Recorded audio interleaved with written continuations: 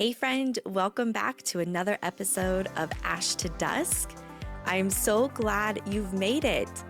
This is our 13th episode. I recently read a statistic somewhere because I've been all into the podcast numbers right now because I'm not sure how to gauge what's going well and not. On social media, I have a really good understanding of what good metrics are, and same thing with like my email list. But for the podcast, it's brand new. And so when you see, maybe only a couple of hundred views or 50 views or 30 views, you're kind of like, oh gosh, is it going somewhere? But I've been knee deep into the numbers. And one of the stats I had found was that most podcasts don't make it past the fifth episode. So there's like all of these thousands and thousands of podcasts out there, but there's fewer that are actually active. So I just want to say thank you. Thanks for being here. This is our 13th episode. And if you've been watching the podcast on YouTube, then you're probably like, oh my gosh, she's in a different setting. And I am, because when I was watching the clips to the podcast, I'm like, okay, it's kind of a boring background. And I'm very basic.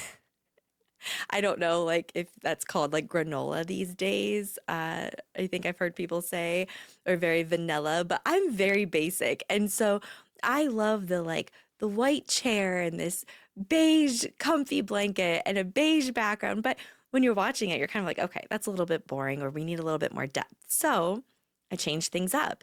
And if you know me, you know that I'm all about just get started with what you have right now where you're at. That's the whole gist of this podcast. I don't have a production team, right? I am doing my own lighting. I'm trying to figure this whole thing out. My husband, Mike, put the curtains up. I bought the chair off of Amazon. This robe is a colorful robe. You're used to seeing me in something much more neutral. But I figured for the next few episodes, as we're heading into the holiday season, I'm going to wear my favorite robe. It's cozy, it's warm, it reminds me of Christmas time. So, yeah, I want to remind you before we get into this topic today, just get started where you're at right now with what you have. It doesn't need to be fancy. You don't need to have a ton of money. You you just have to get rid of the excuses. And I know that for myself, I like things to be perfect. I want things to be a certain way, but sometimes you kind of get analysis, or you get paralysis through analysis. Have you heard of that before? And you're constantly just stuck because you can't get over trying to be perfect. And the thing is perfect is not something that you want to strive for. You just want to strive for excellence, and you want to be better than who you were yesterday. That's really the goal. But if we try to hit this perfection, well, we're human, and we're not. So you're constantly trying to go after something that's not attainable, and you don't get to show up and be the best version of you. So, and with that, I was, I've been knee deep into the numbers of the podcast because I'm really used to tracking social media numbers, metrics. I look at my email list and the metrics there. But for the podcast, it's very different because I don't know how to judge where I'm at.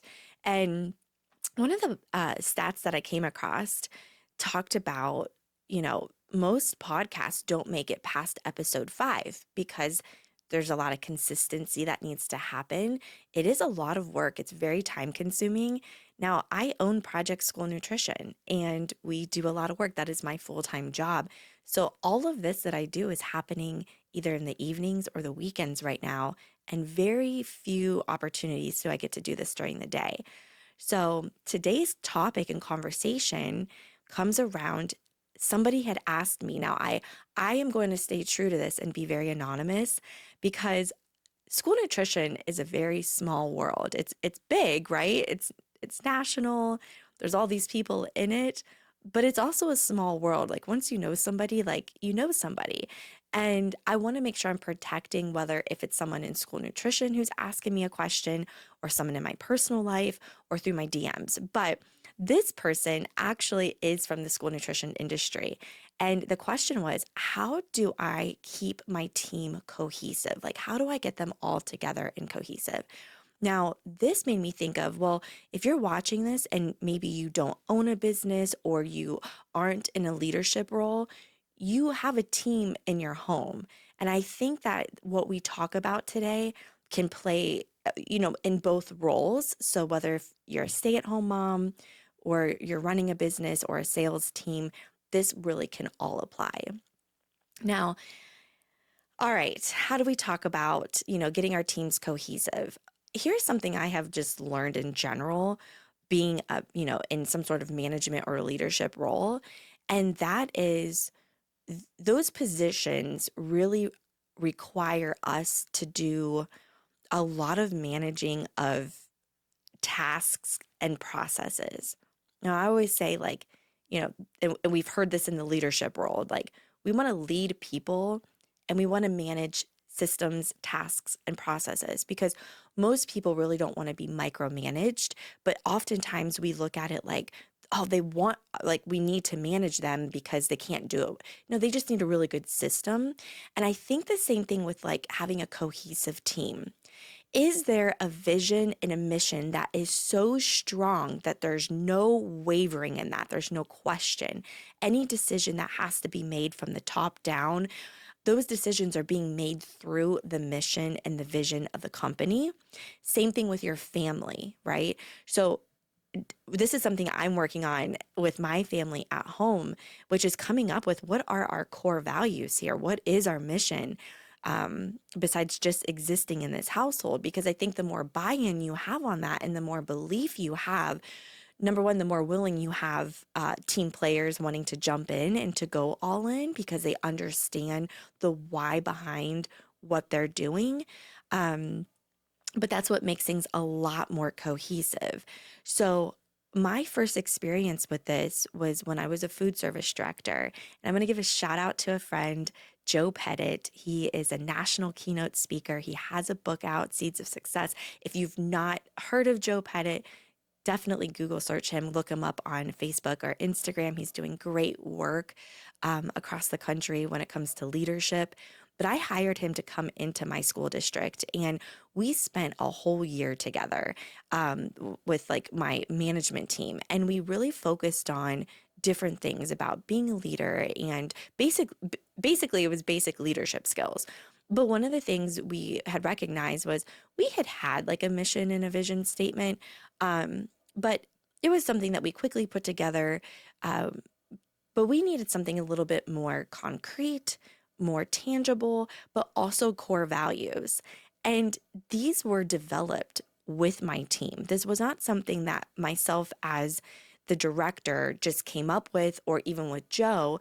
This was something that as a team, we came up with together. And at the end of the day, we came down to having three core values. And those core values is what every decision I made and or the leadership team made funneled through, right? And so it just made everything so crystal clear.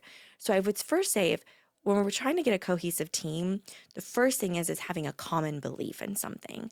So whether if you're at home and you're trying to get your kids to help more around the house, maybe you're trying to get your spouse to help you. Maybe it's your husband or your wife who you feel like, man, they need to pick up the slack a little bit.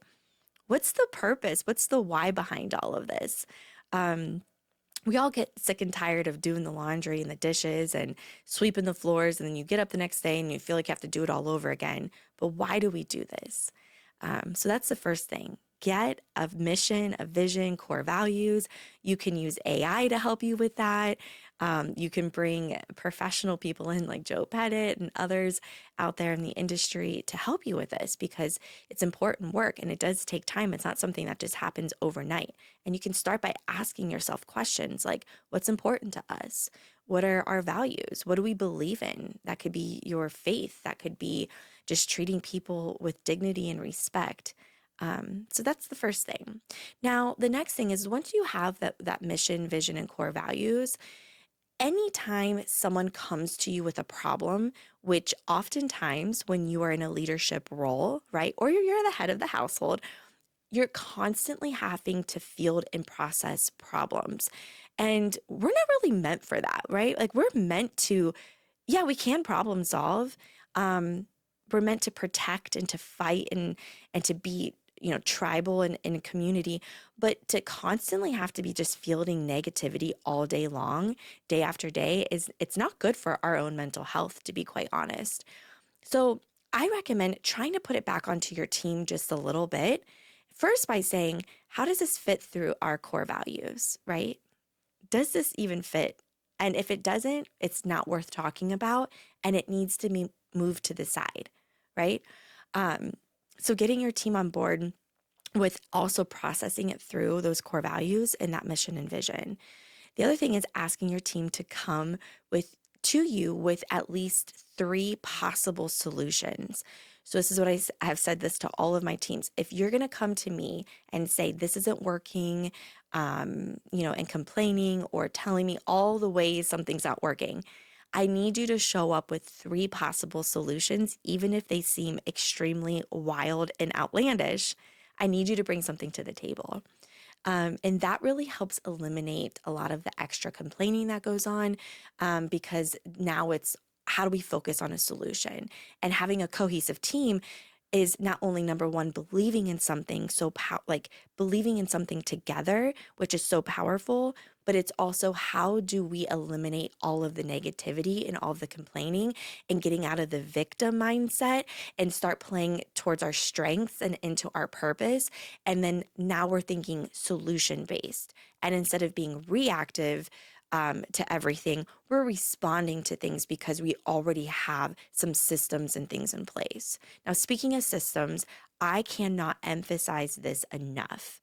As I am building Project School Nutrition, now we've been in business for 5.5 years, and I feel like every year since then, I have developed or implemented some sort of new standard operating procedure or a system in place.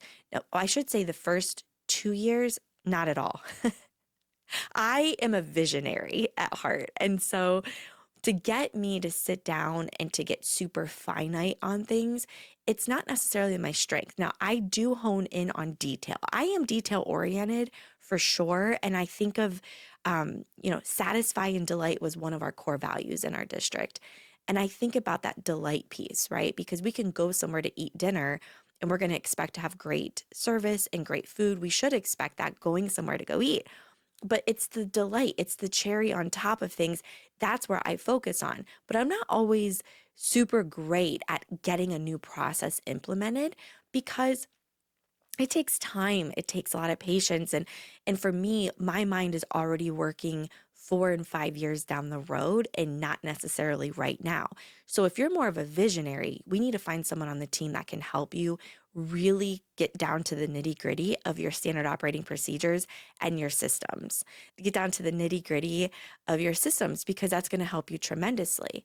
Now, maybe you're that person who's really good of attention to detail, the nitty gritties, all of those step by step, but you are really challenged to think of the bigger picture and the vision and goal setting and thinking down the road, then you need to find someone on your team who is that person because both are necessary to have a well-oiled operation and a cohesive team. We don't want everyone to be all like analytical and very into our head about things, but we also can't have a whole bunch of visionaries and all we do is sit around all day and be like, oh, like what if we did this, or can you imagine the possibility of this? So that would be the next thing I would say is start focusing on your standard operating procedures, your systems, your processes.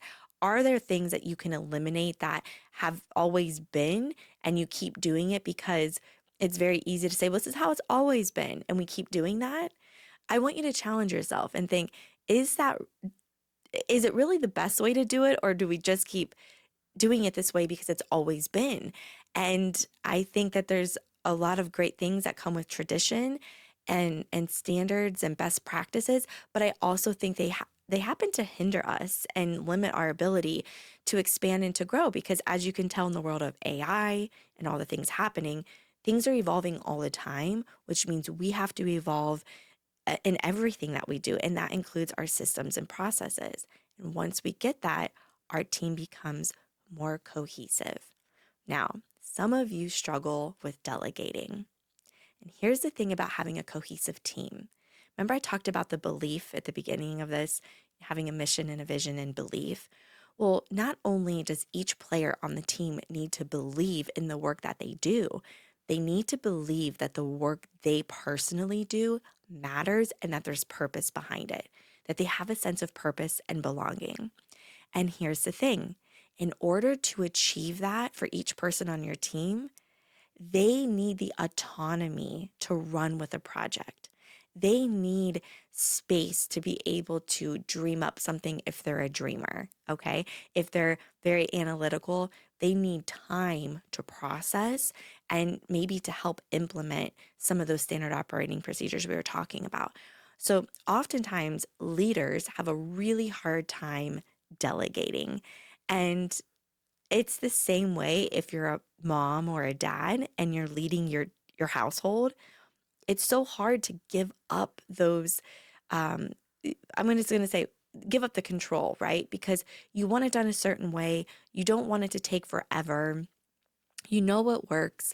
But every time you do something for your team member or you do something for your child, you are stealing, you're taking away an opportunity for them to grow. You're taking away an opportunity for them to find purpose and belonging and to strengthen their belief in why they're in the position that they're in. One of my keynotes, I talk about every position on the team matters, every person.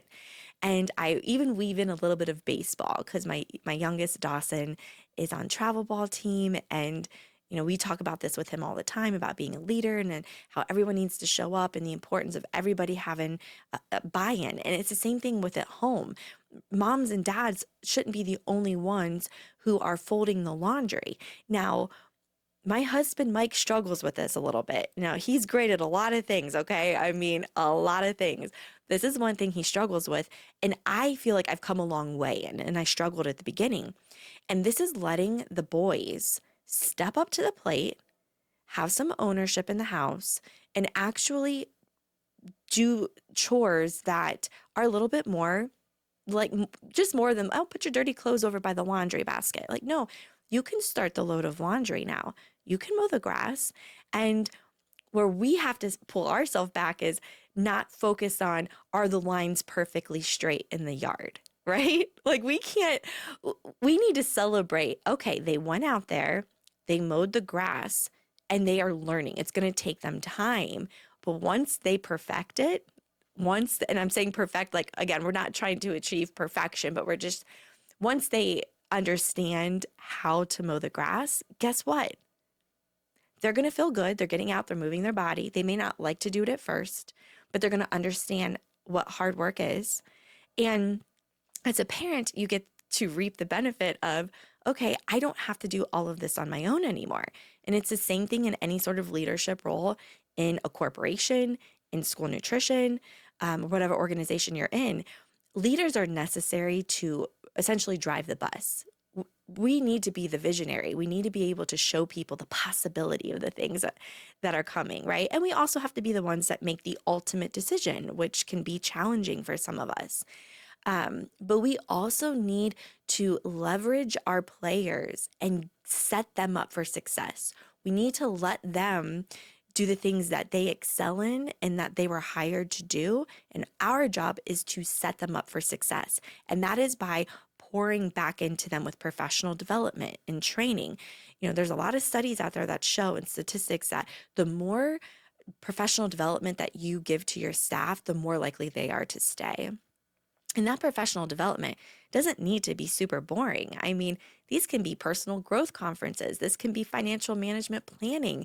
It could be things that help enhance their personal well-being and their personal life, because that is going to come back into the workplace.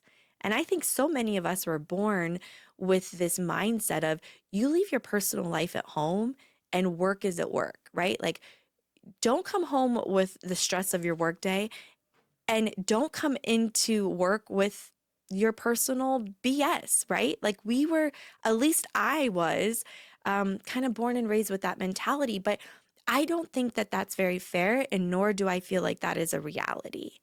The reality is we are very complex creatures. We're humans. We're full of emotions. We want to belong to a community, to a tribe, right? Like our ancestors, we want to belong. And because we are so emotional and we have the ability to understand things in a way that no other animal can, that also means we're not going to just be able to shut things off. And I think that work and your personal life can flow in harmony. And it's helping people on the team realize, is this your calling? Are you really meant to be here? We all show up to work for a paycheck, right? All of us do. But why do we show up to this specific job? Why do we choose this job to earn our living by? And sometimes people just need to be reminded that maybe this is not the right place for them, and they're going to be able to better serve somebody else in a different role. And that's okay too.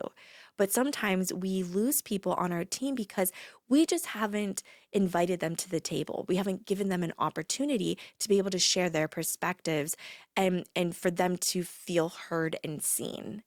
So that's a little bit about, cohesiveness. And it's also the confidence of you as a leader, right? It's like your confidence level. And I did a breakout session at a conference once, and it was with all food service directors, and there were state agency people there. So if you're not in the school nutrition space, basically the people that would come in and audit us and anyone at the state level. So there was a mix of people in the crowd. And I did this session on confidence. And I realized when I did this activity, how many people in that session didn't feel confident in their job and really struggled with self esteem issues. And I think oftentimes your team is looking at you like you are above them, that you have some special title, which means you are. You're not on the same playing field, and they forget that you put your pants on the same way they do every single day, that you take a shit just like they do every single day. Okay. Like they don't see you that way. And so you have to learn to become a little bit more vulnerable. So whether if you're a stay-at-home parent, your kiddos are looking at you, whether if you're a stay-at-home parent or not, your kiddos are looking at you and thinking, well, because you're the parent, you've never done wrong before, because we're the ones that are always disciplining our kids. So they look at us like, oh my gosh, like she would have never done anything wrong. And then when you tell them things that you've did in your childhood, they're like, oh, Mom, you did that? And it's like, yeah, I sure did. Being vulnerable with your team doesn't mean you need to share your entire life story. It just allows your team to see you as human, allows them to understand that you also have emotions, that you also need time to process things. That's okay. And that vulnerability is going to allow your team to be more cohesive. But it really starts with us as the leader. Are we showing up? Are we giving our team the mission, the vision, the core values? Are we explaining that every decision made falls under that? And hi, June. Do you guys see June back here? See, we're not anything professional here, guys. Remember this. We're doing what we can with what we have. So if you're watching on YouTube, you just saw my cat, June. Um, she wants to make a debut. And now she's going in the curtains. So you'll probably see the curtains go. Oh my gosh. I'm not going to stop and re-record. We're not doing this. But okay, so back to it with the team. They need to have the mission, the vision, and they need to understand that every decision made funnels through that and the core values, right? That's how the decisions are made. That's how it keeps it fair. Because here's another thing about cohesive teams. Your teams are watching you like a hawk, okay? And they it's just like your children. Have you ever had, if you have multiple children, you understand this, where they call you out and they're like, he's your favorite. You don't like me. They're your favorite. They get away with everything. Your team is doing this with you and you don't even know it because they might not say it to you. They're watching your every move. Are you talking with them as much as you're talking with maybe someone that you jive with a little bit more on the team? I mean, we naturally are attracted to people and can easily have conversations with someone on the team. But then there's other people on our team that we struggle with because they either have a wall up or maybe we had a bad experience with them. But the thing is they're watching you. Are you playing fair? And so if you can funnel everything through the mission, the vision, the core values, you're now being fair. Same thing at home. If you have those expectations in place, there isn't playing any favorites because everything is funneled through that. All right. And then remember, your team wants to feel a sense of purpose and belonging. So we think of the team as a whole, which is super important, but we need to also remember to pour into each individual person. They need to feel seen and heard and respected. And guess what? That means allowing them to have some more autonomy, giving them more responsibility, putting them in positions that really complement their strengths instead of putting them in situations where it's just they're doing things that are they're more of their like weaknesses or their areas for growth. But I want you to hear me loud and clear. There sometimes are just people on the team who need a reality check. And I had always struggled with being upfront and truthful and not sugarcoat. I'm really good at like adding fluff and sugarcoating things so that, I'm not being so mean or harsh. But that's also not great leadership. Sometimes there are people who need to really understand that if they don't step up and do the things that are expected of them, because this is how our organization runs and operates, that they need to find that other opportunity. And those conversations need to be had because, again, your team is watching you. Are you letting certain people slide with things and then not other people, right? Like you crack down on one person for being 2 minutes late to work, but someone that you tend to gravitate towards more, it doesn't matter if they're a couple minutes late to work because they always get their job done. They always do great. Well, that's inconsistency, right? So, and then I would also say, I didn't think about this until right now, but make sure that you don't have too many rules. Let there be some flexibility, okay? Um, maybe it doesn't need to be an 8-hour workday, depending on what organization you work for. Maybe it's, hey, these are the expectations of the job. If you can get it done in 6 hours or 7 hours, fantastic. You have the rest of the day. You might need to be available for a phone call or be checking your emails, but give some incentive for doing a great job. And it doesn't need to be work. This is the other mindset too, which I think is limiting, that you got to do hard work, hard work, hard work. Well, yes, for sure. There's a lot of things that we can say that hard work contributes to a lot of great benefits. But I want you to work smarter. I want you to be more efficient. I don't want you to work hard. I want you to be efficient in what you do. And I want you to be productive. And those are the things that we measure at Project School Nutrition. So, all right, that is my ramble, my answer for how to build a cohesive team. Those are just a few small ways to get started. If you found this episode helpful, please let me know. If you have more questions around this, let me know. As I said in my introductory episode at the launch of Ash to Dusk, I'm throwing spaghetti at the wall right now. Okay, I am just throwing all the different random ideas that I have out there, and I kind of want to see what sticks. And the way I know that you are engaged in it is when you actually watch the episode all the way through, or you listen to it all the way through. That helps me see what's really popular. Something that I didn't expect was the topic on ADHD. That was something that was super popular amongst you guys. And also divorce.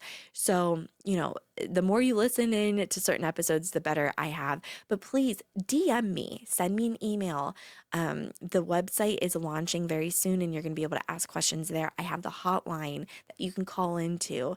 I will keep everything anonymous. I promise that. Unless if you want me to share who you are, but I will keep it anonymous. But I want to be able to answer as many questions as I can, and it gives me great content ideas for the episode. So if you've stayed this far and you haven't already liked, shared, or subscribed to the podcast, I'm going to ask you to do that. It is the number one way that you can support any of the podcasters that you listen to.